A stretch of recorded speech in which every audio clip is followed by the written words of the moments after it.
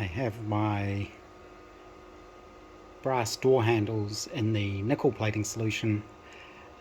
This solution is really old now. I haven't used it for a long time, but it still looks okay. The nickel strips in it still look okay, and it is sort of bubbling a bit. I did it while I was staining the frame, and it didn't seem to build up a very good coat of nickel. Most of it came off again when I sort of rubbed it clean with a bit of Scotch-Brite, and there wasn't much of a build up there. So I've put it back in and I've upped the current a bit. I'll leave it for a bit longer. And I have been staining the frame and the doors again, so that'll be the third and fourth coats on there. You can see it's starting to actually cover now, and they start looking a bit more black rather than green. I think the next few coats I do on the frame, I'm going to flip it up so I can get the front, because I haven't been able to get to the front yet. But you can see how it's starting to actually soak into the timber now. It's a bit tricky doing it here. I have to have the door open so I've got enough room, and then trying to stain the inside here black, contrasting against the bright outside sun. You can't really see anything, so I'm sure there are bits I've missed, but I like how that's coming out. Almost seems a shame to cover it in metal, but I guess you'll see the inside of it. And so another couple of coats on those, I think. And I do have to order the steel. I do have some steel here. I think this is 1mm Zinc. This is the stuff I'm going to be using, but I've only got that one sheet. I do have the thicker 1.2 cold rolled steel, which isn't Zinc. I've got 3 sheets of that. I'm not sure why I got so many sheets of that. And looks like I've got a sheet of aluminium behind there as well, which I'll need for the bonnet. Maybe I'll do the boot lid in aluminium as well, I'm not sure. But it's coming along. I also painted, you can see them hanging up there, the metal strips that go along the bottom of the doors, so they'll be screwed in place finally. And all of the metal hardware is ready to go as well. The brackets that are permanently attached to the car, I am going to use metric bolts because that's what I've got, and once they're in there they shouldn't ever have to come out. But the bolts that bolt the frame to the chassis, I'm going to get proper BSF ones for those. One of the reasons is you can see them down there. I don't think anyone would really notice, but I'll know that they're wrong. So I will order some nuts and bolts for those. I will order some 2BA screws for assembling the front, the firewall. I did look those up. I can get those locally. I think they work out to be 50 cents each. I was looking at 2BA by 1/2 inch and 50 cents per screw. That's about 25p. I think from Namrick they are, I think it was £1.50 for 10, so that's $3, so they're like 5 times as much here. Since I'm doing an order there anyway to get the BSF bolts, I'll grab a few packets of those. They're not going to add much weight, and that'll be all the nuts and bolts I need to do the firewall. And I'm also going to need nuts and bolts to do the under trays as well. And somebody did recommend to me to actually use hex nuts and bolts rather than screws, because it's a lot easier to get a spanner on either side of them. So I think that's probably good advice. I think that's really all I can do for today. I'm a little bit out of practice with my nickel plating, and I'm actually using a different power supply I haven't used before, and I don't think it can go low enough. I guess it's a like a 317 based voltage regulator type power supply, so the lowest voltage it'll do is about 3 volts, I think 2.5, and I think I needed it a little bit lower than that to reduce the current. because the first time I tried it, I had way too much zinc buildup, and it doesn't really stick properly. You get sort of lumpy buildup. And I gave it another try. It still didn't really work very well. And I was going to strip it all off and start again. And as I kind of started stripping it off, it kind of gave me a nice sort of patina on it, I guess. So it's not raw brass, which looks like that. It's kind of an old school, worn out, nickel looking finish. So I'm probably just going to leave it like that rather than trying to get it super shiny. Like I say, you won't really see these. They're going to be inside the door. There'll be a little rectangular cutout in the door card so you can just get your fingers in there to operate the latch. But I think they came out okay. Definitely usable, and they definitely look vintage enough, I think. Another day and more coats of black stain. The doors I think are done now. Possibly one other coat on the inside, around the edges. Of course, you're not going to see most of that. And the same on the frame. I've lifted it up there so I can better get to some of the areas I couldn't reach before. So you can see the difference here, how you can still see the green in the timber around this front piece, which currently has 2 coats on it, compared to the rest where I was able to get to it a lot more easily. So it's got a lot darker stain, and I just realized I don't need to put any more on the outside because that's going to be covered in metal anyway. So I'm just focusing on the bits you can see or that are likely to get wet or damp. But it's coming along quite nicely. It definitely makes it look a lot more solid and a lot heavier, even though it isn't, of course. Well, I guess it's a quarter of a tin of paint heavier or something like that.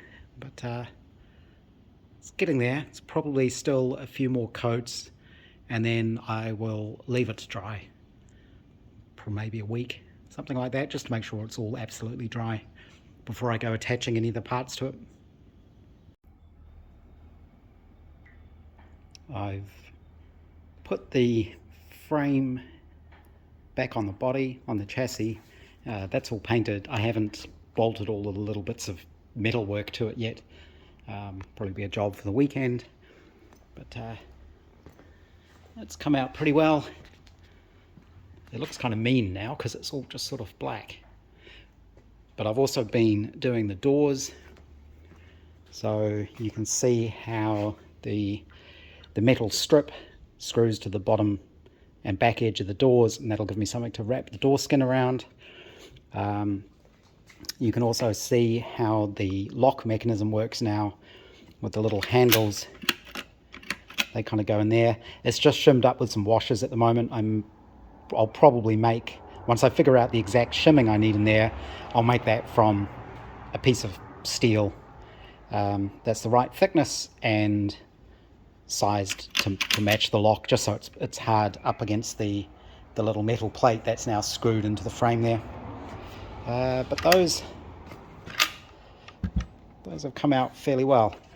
So you can see how for the sort of door card thing, all I need is a little rectangular slot there, and you can easily get your finger in to lift up the door latch. I could do it the other way around as well. I could have it so that you push down to open the doors.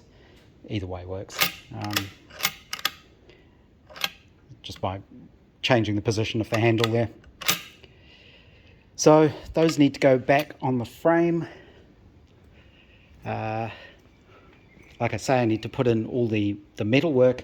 I did look at buying proper BSF bolts instead of high tensile 8mm bolts to use to bolt the wooden frame down to the chassis. But even in the UK, they're starting to get hard to get. So Namric now have a warning or a notice on their website saying that BSF stuff is getting harder to get. Sounds like they're running out. I think it was 5/16 by 2.5 or 2.25 inch bolts with £6 each for one bolt. So obviously they're starting to run out of stock and the prices are going up. To get the bolts to bolt the chassis down, and we're only talking, 1, 2, 3, 4, 5, 6, 7, 8, 9, 10, 12 bolts was going to cost me, I think it was £120, so $250 to get them here, and that's just not worth it. So I'm going to keep using my high tensile 8mm bolts.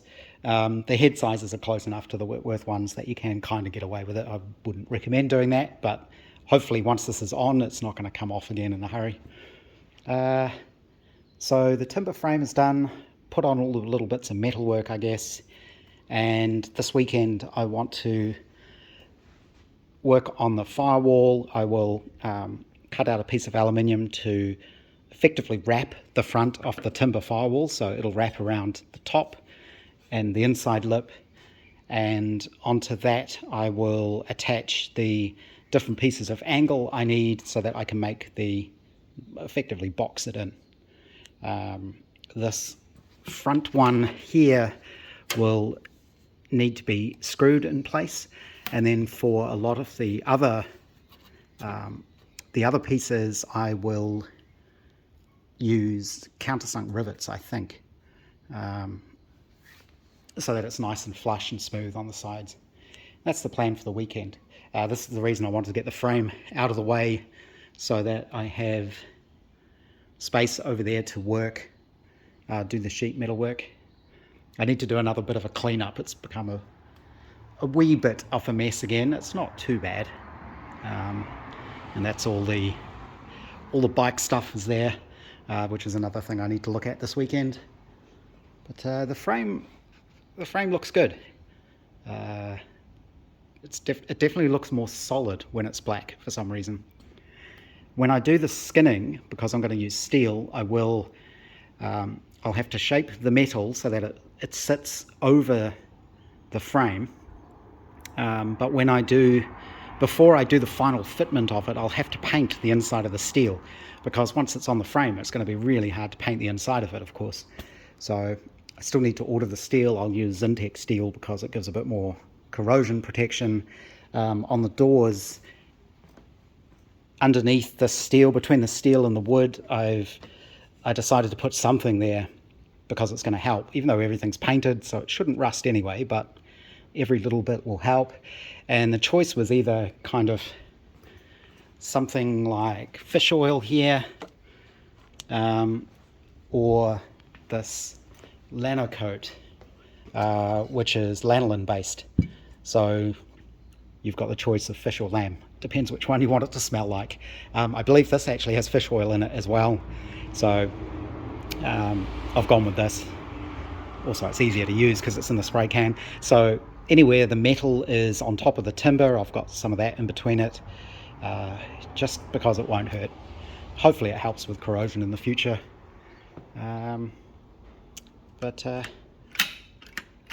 Yeah, I think those have come out pretty well. I'll just mention, these are the stainless steel screws I'm using. They're slotted screws because I didn't want to use out of period looking screws. I wanted them to all be correct.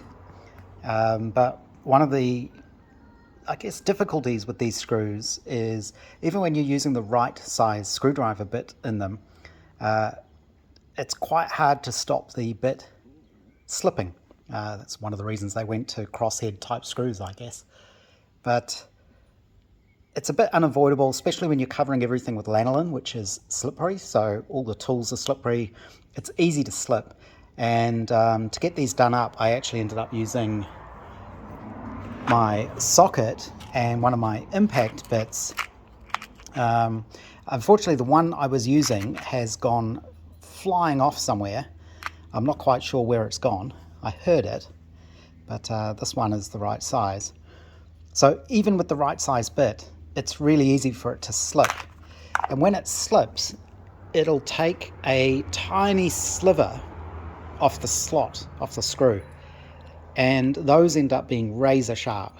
And if you run your finger over the top of the screw, you will pick up little stainless steel splinters. I found this out the hard way when I suddenly realized I was bleeding all over everything from one of these splinters on the screw head.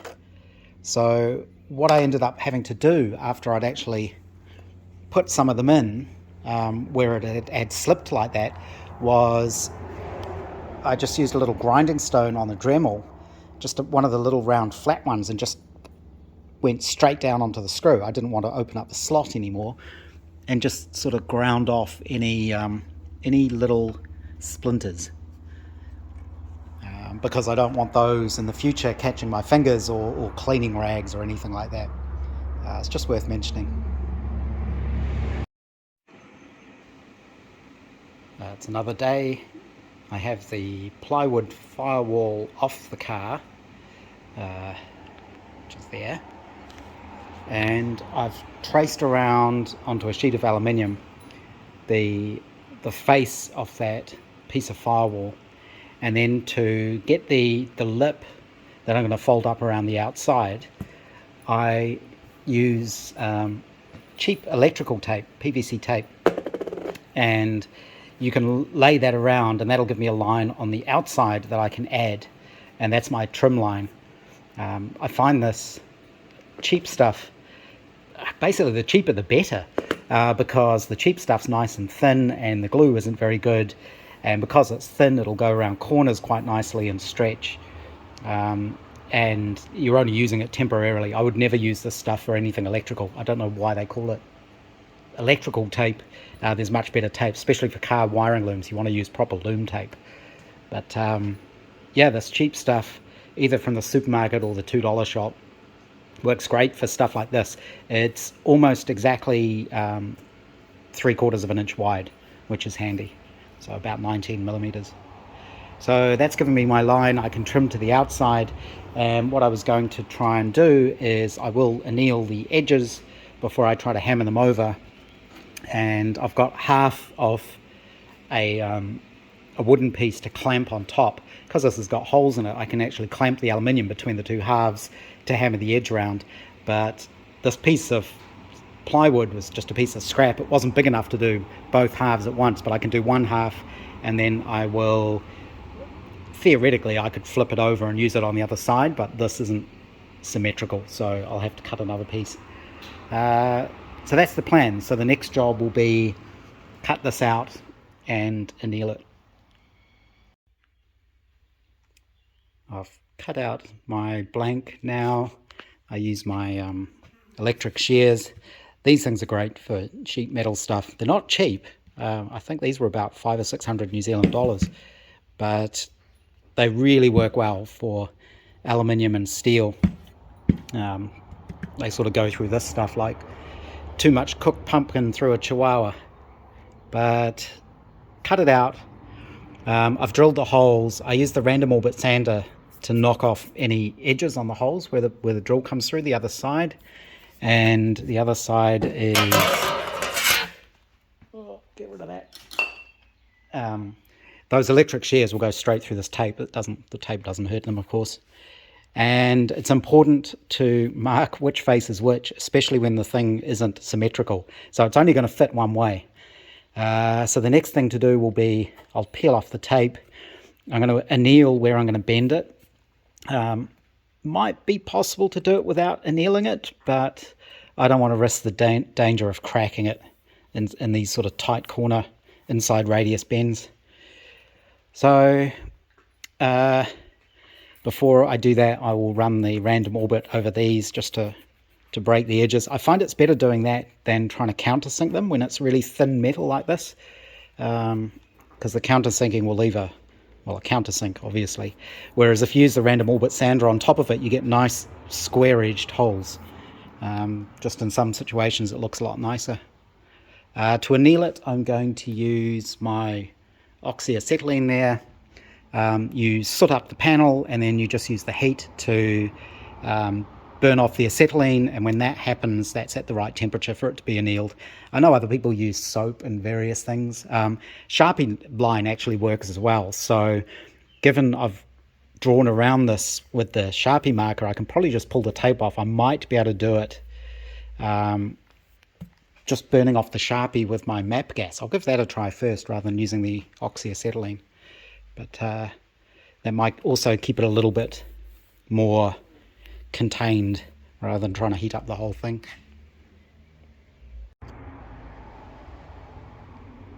So now I have my top piece bolted through the aluminium onto the firewall to effectively clamp their sheet in place so I can hammer the corners around. One of my holes didn't line up, and there aren't any holes in the middle, of course, but that's what the clamps are for. So this is all annealed now. You can see how it's distorted through the annealing, but it should all go flat again. So now all I have to do is sort of hammer it around. See how that goes.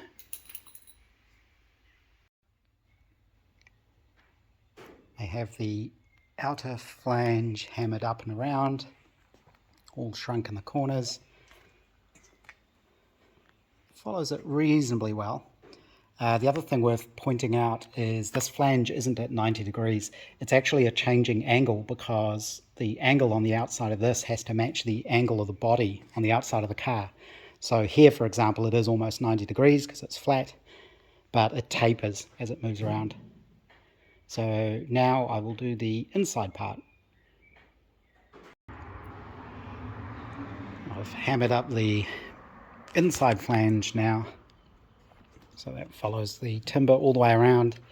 Now what I need to do is mark the inside and the outside of this so I know where to trim to, and I'll just do that by hand with the hand aviation shears.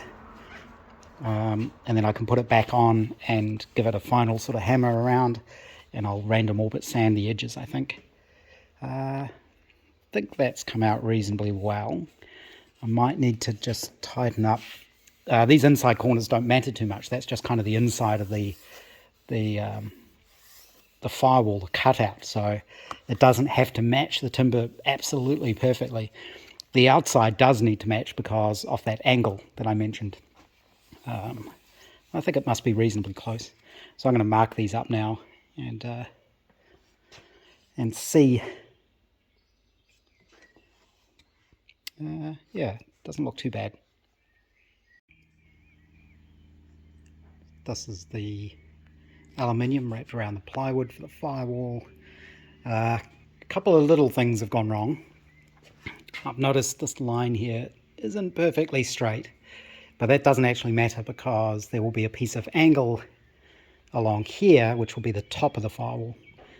So you won't see that. You'll see it from inside the car, but it's right at the front of the car, so I don't think you'll notice. And the other thing, which could be a problem, I'm going to find out in a minute when I try to actually put this on the frame. I think the legs have pulled in a little bit.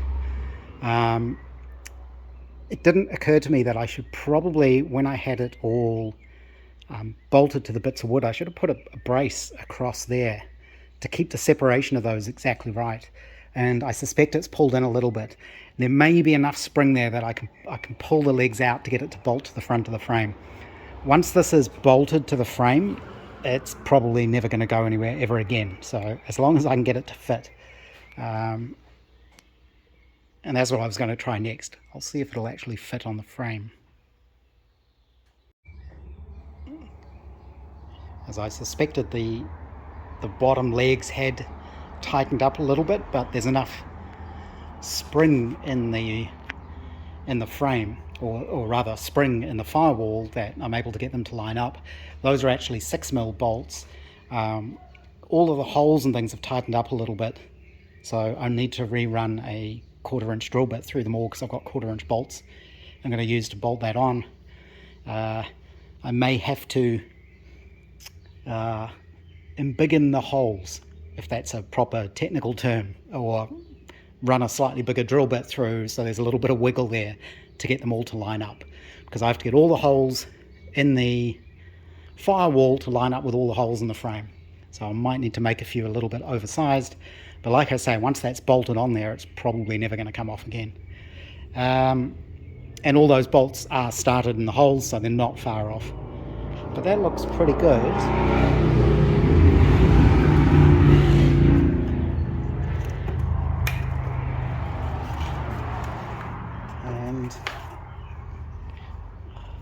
There seem to be people playing noisy buggers on motorbikes at the moment. You can see how there will be a strip there, which gets screwed down with little countersunk screws. They'll screw straight through the aluminium into the timber, and that's what the edge of the bonnet rests on. It looks flush at the moment, but remember there's going to be an extra layer of metal here.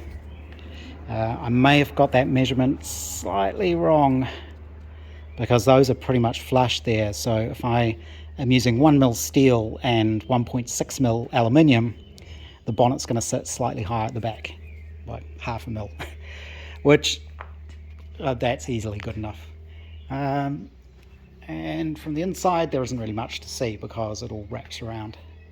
So I think that's going to work pretty well.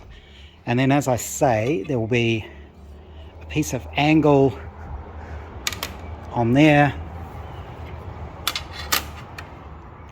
and you can see it's not flat. There's a little bit of a tiny bit of distortion in that. It's not much though, that's not bad. Once that's riveted on there, that'll pull in. You won't see those rivets, they'll all be hidden. There'll be another piece that screws onto there. It has to screw in place because this needs to be removable, otherwise you'd never get it over the steering column. And there will be a panel that will I'll either rivet it or just have some screws that go through, probably tapped straight into this, or bolts that go through. Tapped screws is easier, of course, because you can get to them. But as I've mentioned before, I'm going to make the sides here of the firewall removable, so you can always take these panels off to get inside here. So if it's bolts that go through holes, that you can still get to both sides. It's one good thing about it being a small car is you can reach into all the different internal parts of the car. I'm really pleased with how that's come out. I think that's going to look pretty good. I'm probably just going to leave it raw aluminium finish. All I've done is random orbit sanded it and then ran over it with a Scotch-Brite, which just flattens it all out. So I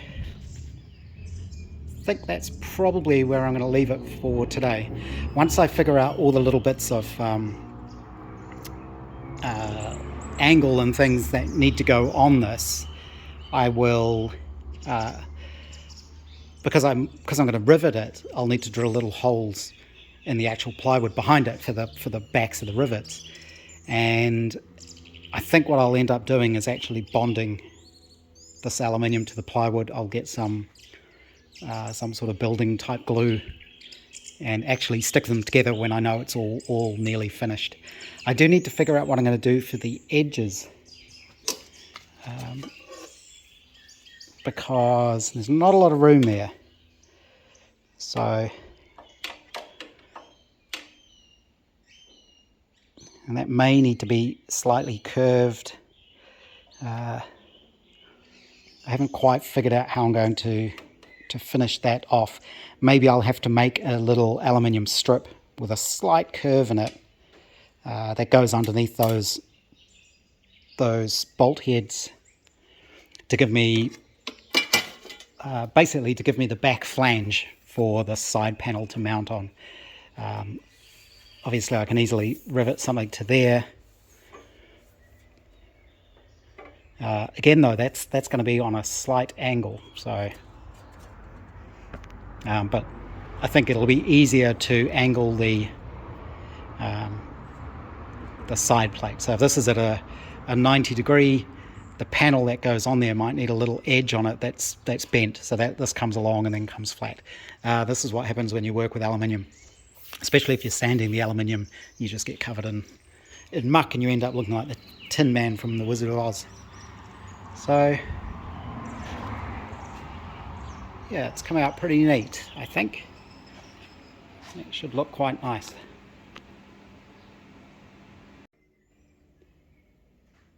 Been looking at it a little bit, and these side pieces are going to be a little bit tricky because they're going to need a little bit of a curve in them, because if you do a straight line here, it hits the pedals. It gets in the way because there's so little room in the footwell here. What I'm going to need to do is it's going to have to be flat here and slightly curved on the back edge, I think, so that panel won't be completely flat. And it will, that side panel will bolt underneath these, I think. I think that's how I'm going to have to do it. So there'll be a little bit of shaping there, just to sort of clear that and come up, and then this will come out.